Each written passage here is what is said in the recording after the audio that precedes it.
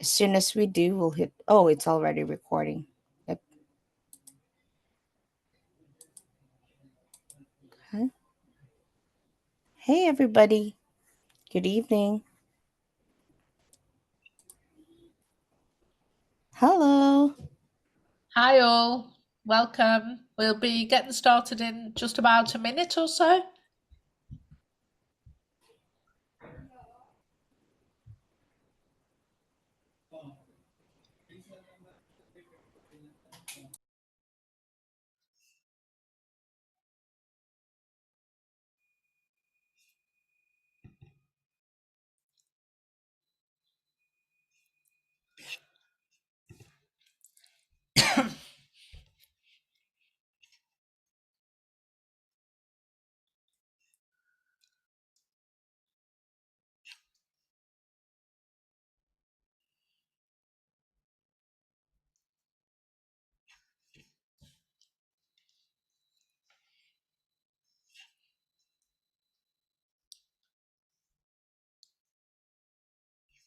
Right, Sam, I think it's just about 7, so shall we get started? Absolutely. It sounds okay. Right, here we go. Hi, everybody, and welcome to Education Angels webinar on cultivating your child's love of reading. So we'll follow our usual format. I'll go through the presentation slides and we'll have an opportunity for questions and answers at the end. But if you are inclined, if you want to make a comment or you have any questions as we go, please do put them in chat because we might find we have time to come to them as we go along. Okay, so shall we get started? I'll just share screen. All good, Sam? All right, so let's cultivating your child's love of reading. Why is this important? Well, it's important because language and literacy are the foundational skills for all children's learning and development. It covers all aspects of the early childhood curriculum and is integrated into the early childhood curriculum as well. If you think about it, that every experience every experience your child has in the learning environment involves some aspect of language and literacy to build their developing understanding of how the world works, of people, places, and things, actually. So it's never ever too early to teach children about the enjoyment of books. So it should start from infants, like from tiny, tiny babies. We should be introducing books and print to them. There's an image here, a black and white image of a fold out book. This is a fantastic resource for babies and infants. They're particularly drawn to the black and white images. And part of learning to read is being able to decipher shapes, to differentiate from one shape to another. Of course, at this stage, they don't need to be able to recognize the shapes, name them, or know what they are, but to just experience a world in which print is part of their everyday life. And that's a really important pre-reading skill. So these black and white books are just perfect for that. And you can see there's no words because for this age, there's certainly no point, but there's plenty of bold images with lots of lines and shapes and different different formats to grow children's awareness of shape, line, and formation. So enjoying books with babies and infants is not only important for learning, but it's for learning to read, I should say, but it's important for building relationships as well.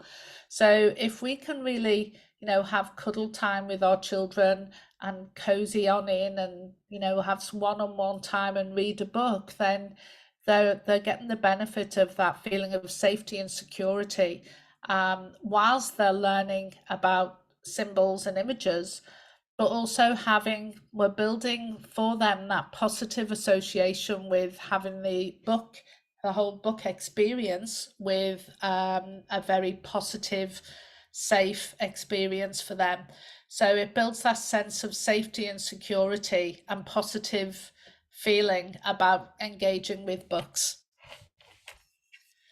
So having books available too for children, even babies, having books available for them to explore. Again, it just familiarizes them with different types of print.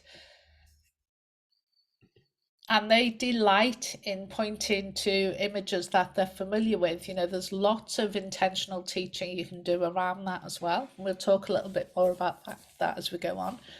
So when reading with our children, it's really important that we read aloud. We use clear tone and we are expressive with our voice and the words and gestures, because this really brings the story to life. It makes it a much more engaging experience for the child, and it also helps them to differentiate. It sometimes if you're reading text and it's all, say I was to read, well, as I can sometimes, a very monotone string of text, then it's much harder for somebody to follow the story.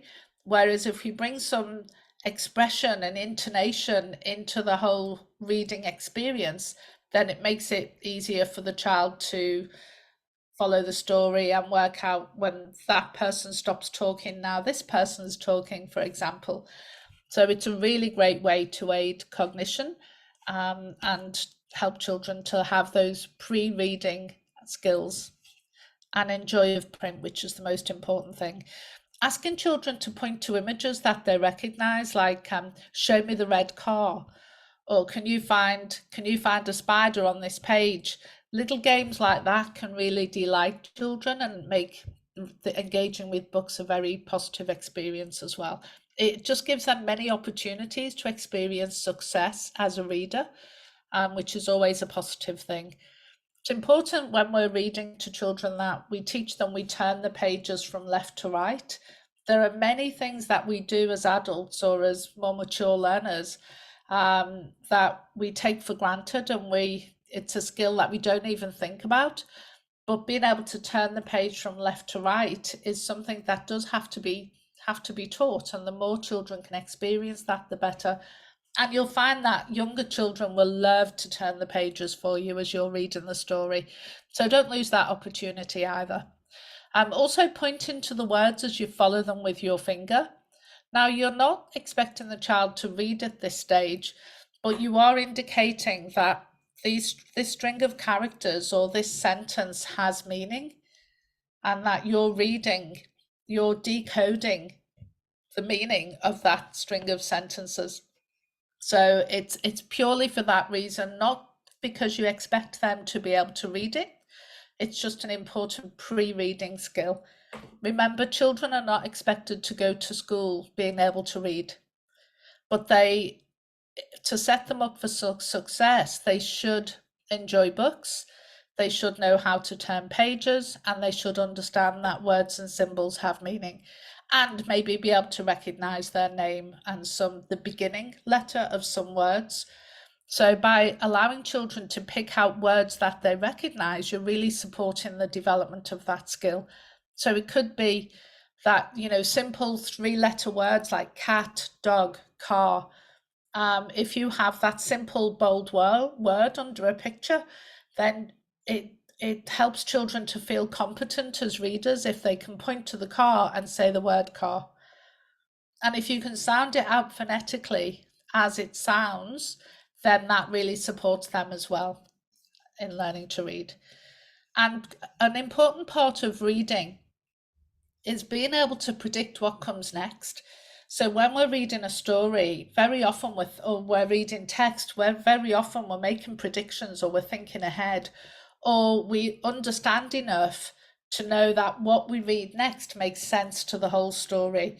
So that's a huge part of the reading skill. So practicing that with young children, making it a game, can be really, really fun. And as children become more familiar with stories, particularly those that they love, they'll probably finish telling the story for you, which is always good to see. And we'll talk a little bit now about why that's important as well. So it's important to choose books that engage and interest children. Children like us are going to be more engaged if they're interested in what we're talking about. So if your child is really into trucks, then the way to engage him in reading and engaging with books is to get a book about trucks. It might seem obvious, but it really is so important, because if children are engaged, they're learning. If they're enjoying what they're doing, they're learning or they're engaged. And that's that learning cycle. So it can be counterproductive to expect your child to sit and read a book that they don't enjoy reading. It can be very productive to read the same book over and over and over again because they enjoy it, because it's more about developing that love of the printed text, that love of books that we're after in these formative years. So having familiar stories and books that have familiar topics, rhymes or characters can really support children's learning to read. Interactive books are another great one, like books where they can press a button and it'll make a noise. So, you often see these with animal books. You can have a picture of a duck and you press this button and it says quack, quack, for example. Or sensory books where there's touchy-feely sequins or like rough sandpaper, lots of different sensory experiences through the books. They can be really engaging too. And of course, lifting the flaps on the book, that's another similar interactive book that children can engage with. They can really capture the attention of children and make it a really fun experience for them. And like I said before, books with single words can help children to recognize simple words as well.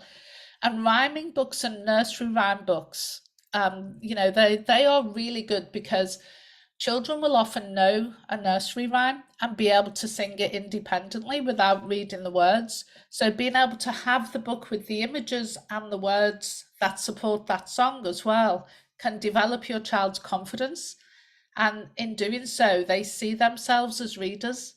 So you can see how that would be a really positive experience for them.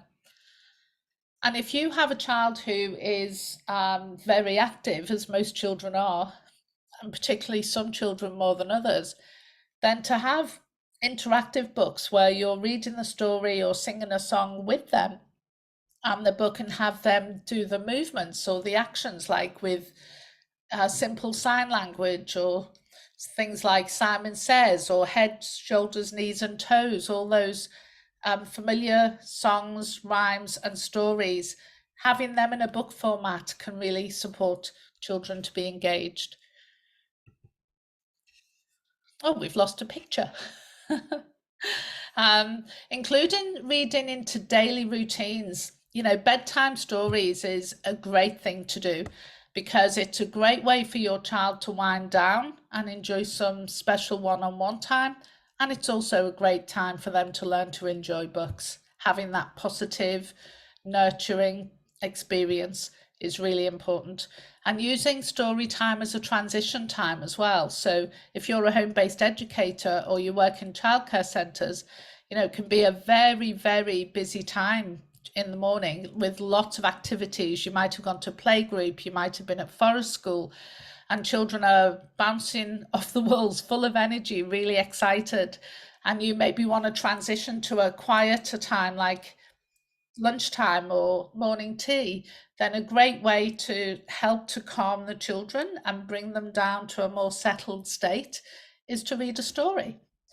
So it's a fantastic way to transition from a high level activity to a more tempo level.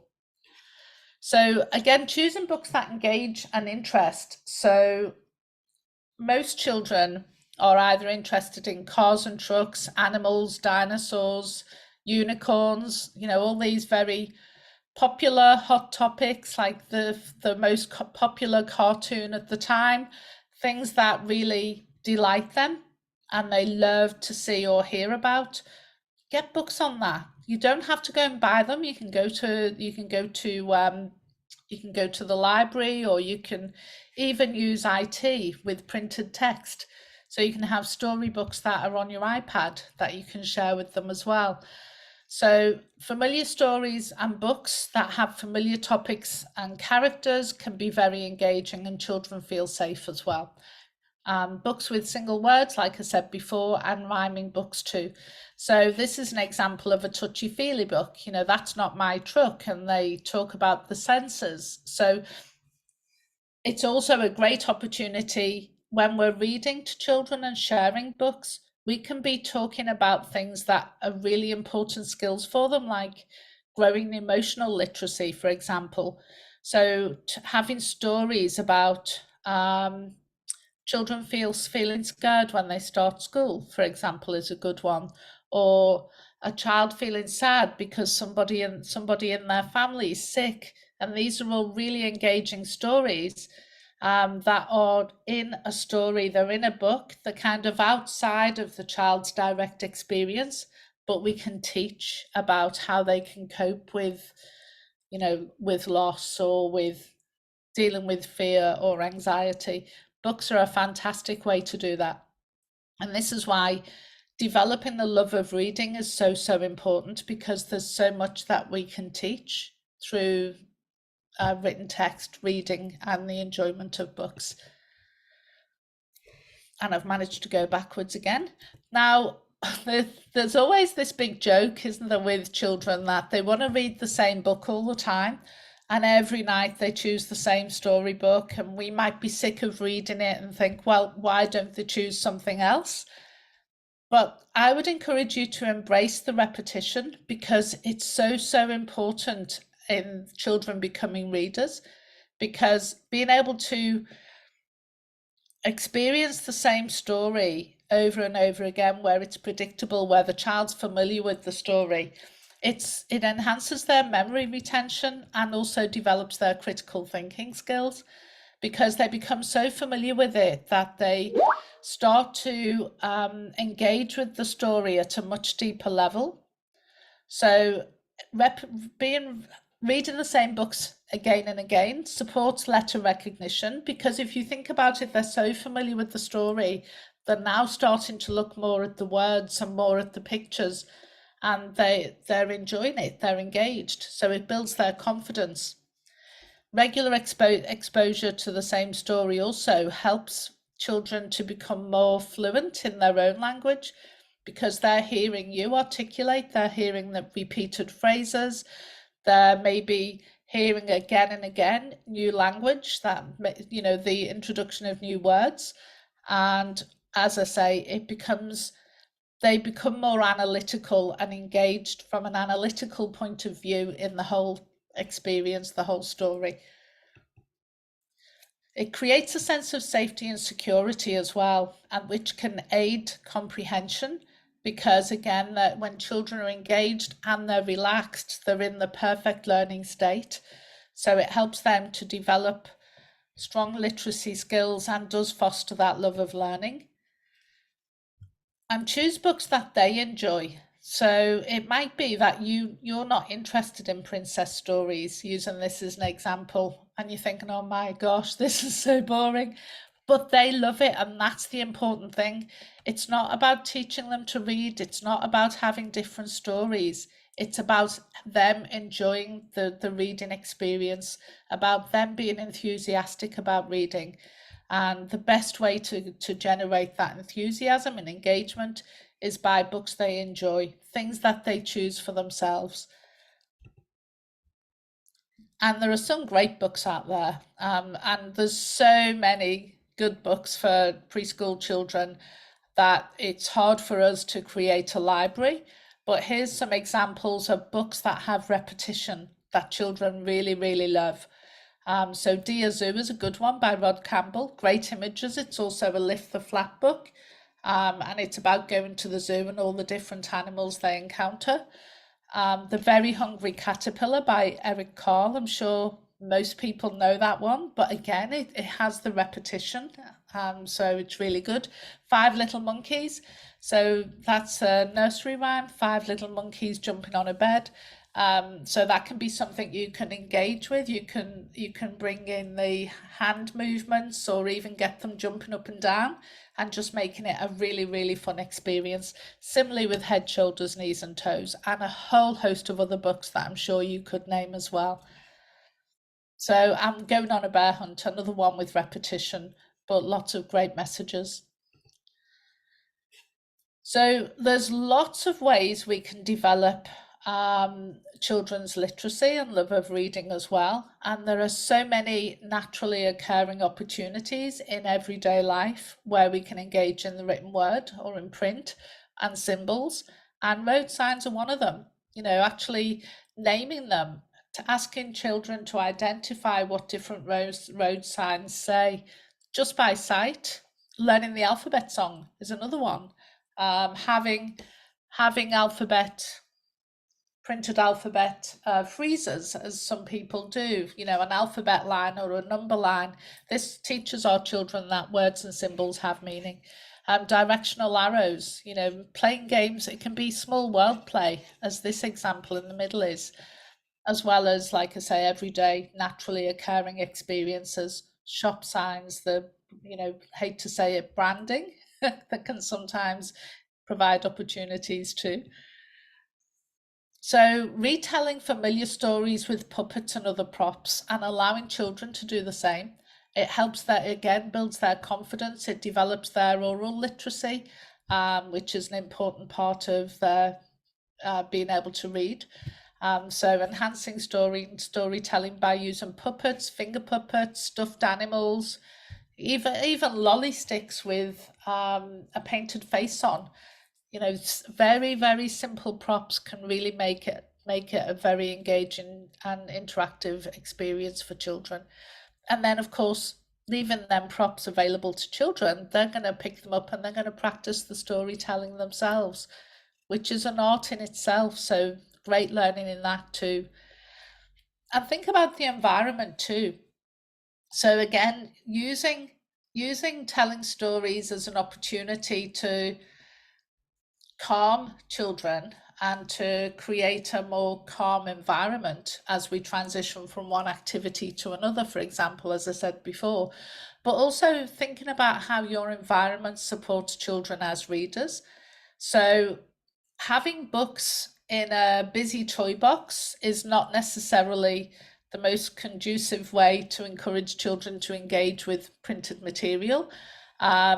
Because what's likely to happen is they're more likely to use them to construct or to throw. But having a special reading nook, it doesn't have to be as elaborate as this. It can simply be just a small basket with a cushion, but it's in a more quiet space where children can just go and select a book and choose to just flick through the book independently. Creating the right environment can make a big difference. We all know that if we walk into a busy social club, the last thing we want to do is sit down and read. But if we walk into a library, then that's the perfect kind of environment for us to be more likely to choose a book and sit and enjoy that book in peace. So same for our children as well. So just think about where you're reading, where your books are. Is it conducive to them being able to sit quietly and engage in reading? So, and having a language rich environment. And what we mean by that is learning to read is not just about being able to read a book, it's about being able to see that there's language and literacy everywhere, that it's part of everyday life, and it's always a language rich environment would be an environment where children have lots of opportunity to engage with the written word. So having a book corner with a variety of books, having some posters with maybe familiar objects, or for some children maybe having routine cards where there's a picture of, I get up in the morning and I brush my teeth, so there's a picture of them brushing their teeth. Then it says brush my teeth, and the picture of them combing their hair, I comb my hair. Some children use that because they struggle with being able to manage themselves, but also most children, in fact every child I think I've ever met, always loves reading books about themselves. So creating an All About Me book with your child is a really good activity and great way of engaging children in reading too. And you'll find that because it's them, it's familiar, they have that sense of this is my book and this is me, it's all about me, they're more likely to pick it up independently. Many childcare centres and home-based providers will have child's portfolios where they have their learning stories, or they have pictures of activities, and they have a running narrative of what they've been doing over the past year or two. And children can get to see themselves in those portfolios. They can see themselves last year when they were a little baby, and now they're a grown-up toddler, and they delight in seeing that. It's such a great way of children engaging in books. Really, really good. Another one for older preschoolers is flashcards, like matching the card with the A for apple, for example, or C for carrot, and you match the letter to the piece of fruit or wherever it might be. That's a really good way too of teaching letter recognition, which is an obvious good way of teaching them to read. Puzzles are really important. Again, it's looking at the shape and the form, and that's an important skill for actually being able to recognize the different shapes in letters and numbers. Tracing shapes in the sand or tracing letters in the sand, really great experience. Alphabet lines, same thing. Alphabet songs. But a simple one too is recognizing their own name. So if your child goes to a home-based educator or childcare centre, chances are they're going to have a name tag, and often they'll have a name tag with their photograph. But then as they become more familiar with the printed word, and particularly with their own name, then your educator might remove the photograph and they just have their name tag.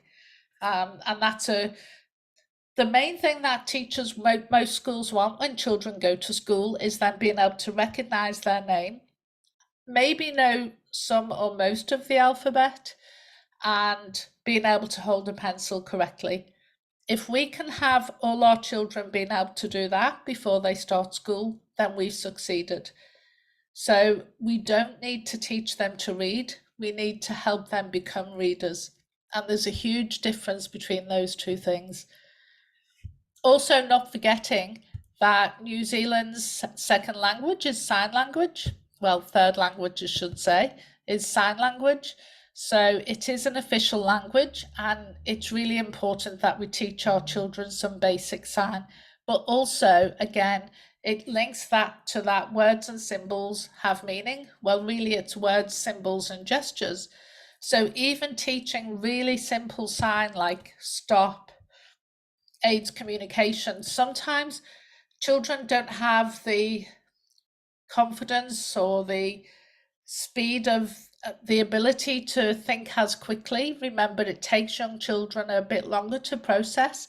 So sometimes if something's happening and a child is not comfortable with it, for them to actually get the words out, it can take some time. Whereas if we teach them a gesture like stop, then they can often do that a lot quicker than they can say it. So it's really useful for children keeping themselves safe to teach some basic sign. Of course, we all know goodbye, we know good, we know book, or hungry. So there are lots of real simple sign we can teach. Teaching it whilst reading a story or engaging in basic sign whilst reading a story is a really fun activity as well. So you can get really simple stories and you can sign as you go and get the children to do that with you. And that's a great way of building literacy. And remember, be a good role model. So it's really important, if you want to raise a young reader, that you model being a reader yourself. I don't know why we're losing our pictures on these, Sam, but we are, because there was a picture of Dad reading a book. Yeah. Yes. But finally, I think I've timed this really well because we've got time for a Q&A. Finally, and the most important thing, is that children develop a love of reading.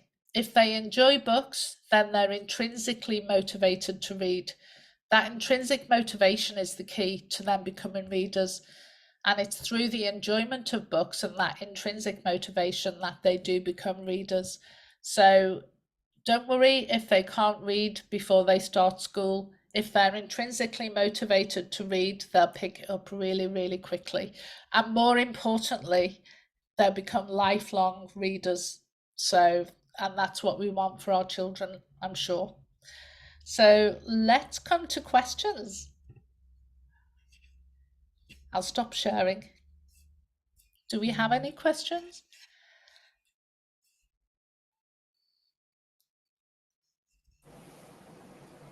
Okay, there's Janine. I think she Hiya, has a question. Ah, we got Janine and Ginny. I can see people now. And Nicole. Cool. We've got some of our amazing educators on the call, which is always nice. No question, but I just really liked the fact that you reiterated children can learn such resilience through books. And I think that that's something that we often forget, is to use books and reading as a tool. So that was a really good reminder. Yeah, thanks for that. Yeah, it's so true. I mean, if children are readers and they engage with reading, there's so much. We're just opening a whole world of opportunity for their learning. And it's these first years where children decide whether they like books or don't like books. Their belief around reading is developed in the early years, not later on. Now, some children might, and so if they love reading now, the chances are they'll be lifelong readers, is what I'm trying to say. How important is phonics in learning to read? Different people, that's from Fiona. Thanks, Fiona. Different people have different opinions on this, and there's a lot of research for and some against as well, interestingly. But my opinion is that it's really, really important, because children, if they are not learning phonetically how to sound out words, very often they'll struggle with spelling a bit later on. So yes, they can overcome it, but it's a great way to develop those early reading skills, because it makes sense if you're putting three words together. So for example, a curly K for cat is k-a-t. So cat, it makes perfect sense, doesn't it? Now there are exceptions, of course, we know that, but it makes it, my belief is it makes it so much easier for them to learn to read, and at the beginning stage. But I have to say, I'm not a reading expert, but there are plenty of reading experts that say it's really important. When finger tracking, reading, oh yeah, exactly, avoid obscuring the picture, yes. So if you can, when tracking letters, do avoid obscuring the picture, because your child's likely to get frustrated with you. And remember too, the importance of books that have no words as well. So you can get children's books that are literally just pictures, and the pictures themselves tell a story. That's still reading. They're not reading written text, but they're reading and predicting. So they're reading what the pictures say and predicting what might come next. And that's an important skill when learning to read. Because how do we know if we've misread a word? We know if we've misread a word if it doesn't make sense in the context of what we've just read. So that's a skill we develop through this kind of experience. In oral language is very, yeah. Yeah, thanks, Ginny. Oral language is very important and forms the basis of literacy, absolutely. And that's where that learning through phonics is good. So it supports that. And of course, the spoken word is such an important, that's what we use to express ourselves if we are to engage in a socially acceptable way in this world. It's oral language, isn't it? So it is an important part of developing literacy. It's very interconnected, the reading and the writing. Angie, I gotta say, it's when you mentioned about having the pictures of the toddlers from their like sort of like their baby album really Yeah. helps. I just realized why my son loves checking out his pictures during his early years. So I didn't realize that he was that activity is actually molding him to be a good like reader. He loves Yeah. telling stories about what he did. Yeah, So it's so cool, isn't it? So cool. And most primary schools, one of the early activities they'll do is get children to write an All About Me book. And that's the reason. It's really, really good for engaging them as readers.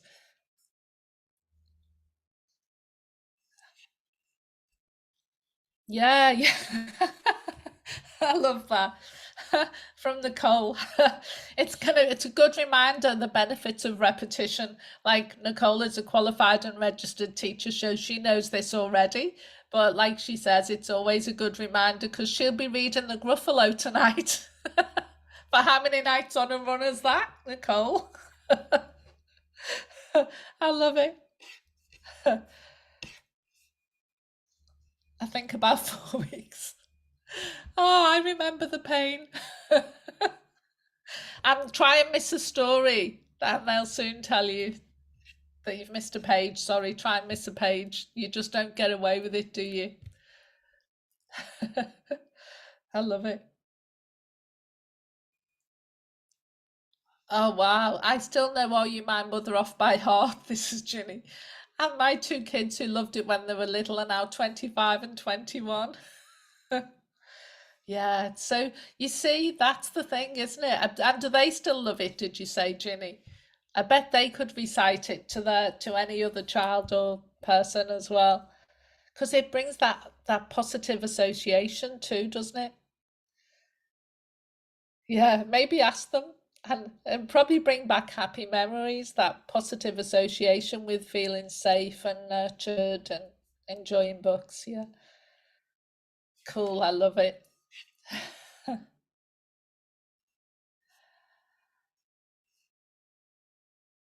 Is anybody concerned about their child and where they're at with reading or whether they'll be able to read or anything?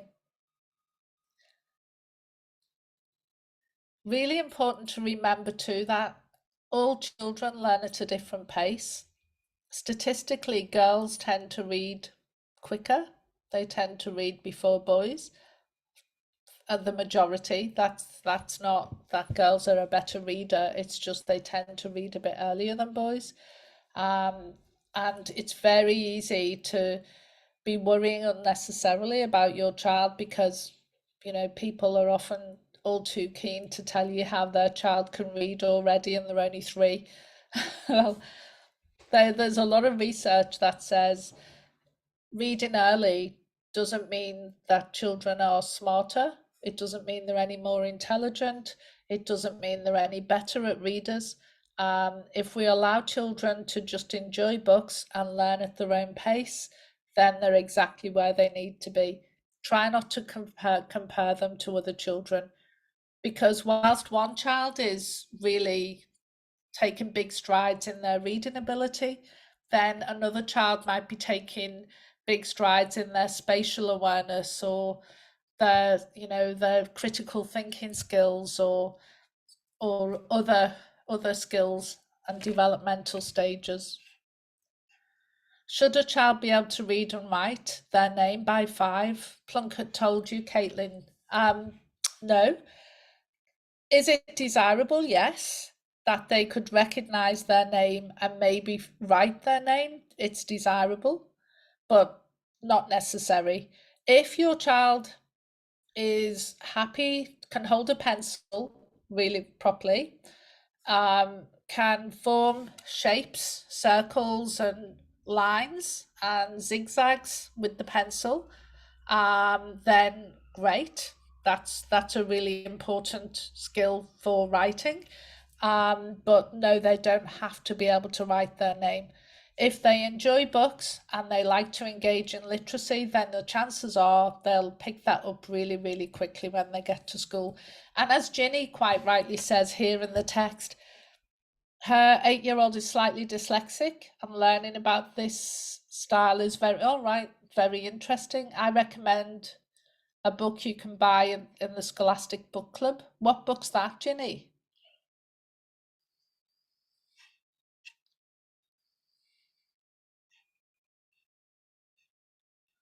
So Caitlin, are you worried because your 4-year-old can't write his name? Can he hold a pencil? Can he form different shapes? All right, okay, Ginny, thanks. You're going to look the name of the book up. Yep.